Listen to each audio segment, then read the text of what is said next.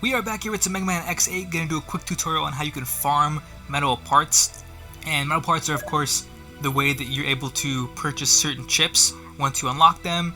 And some of these can get quite pricey. For example, the 3 unlockable operators, if you want to use them as playable characters, they cost 40,000 chips each. And here I have there's a chip you can get called the metal discount, which discounts all your chip. That's why mine are 36,000. And even some of the specific Maverick Hunter power-ups like the double barrier, some of these other ones, they're in the tens of thousands, the shield armor, shock absorber, etc.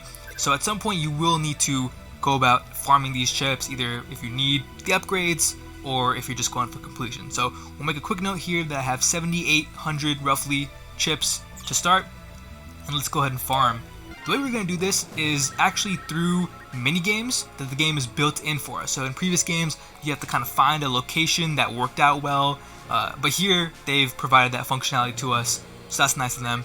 And the way you unlock these intermission parts of the stage is by getting game overs or mission failed, right? So if you lose, all your health goes down and lose all your life, then you get that mission failed screen. If you get that a certain number of times in a row, it'll actually unlock these intermissions. And there are 4 stages with intermissions. It's the Inferno, the Central White, Noah's Park, and the Troya Base. And the one we're going to do here is the Central White. Now if you remember, this is Avalanche Yeti stage, and we're going to pick 0.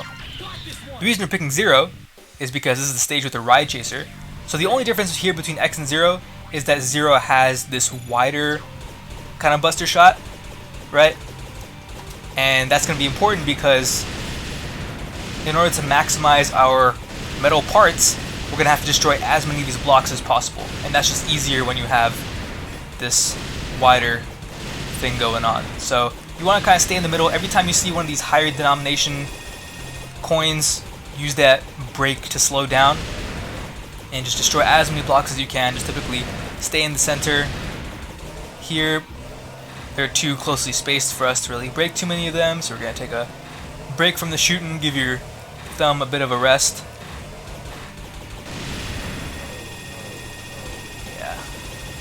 Anytime you see a red or a purple one, we'll start to see purple ones very shortly here, you definitely want to make sure you get those, right? Again, we're staying in the center, just rapid firing away, and that'll take care of pretty much all the blocks. Here we don't have to utilize the little boosts. Yeah, see, getting that purple one at the end, that's the big money one, right?